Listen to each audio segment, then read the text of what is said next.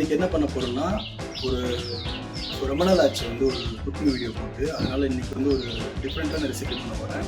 கோழி முட்டை கேள்விப்பட்டிருப்போம். இதுதான் அந்த கோழி முட்டை, ஓகேங்களா? கோழி முட்டை கேள்விப்பட்டிருப்பீங்க, ஆனால் முட்டை கோழி கேள்விப்பட்டிருக்க மாட்டீங்க. அதை தான் இன்றைக்கி நம்ம பண்ண போகிறோம்.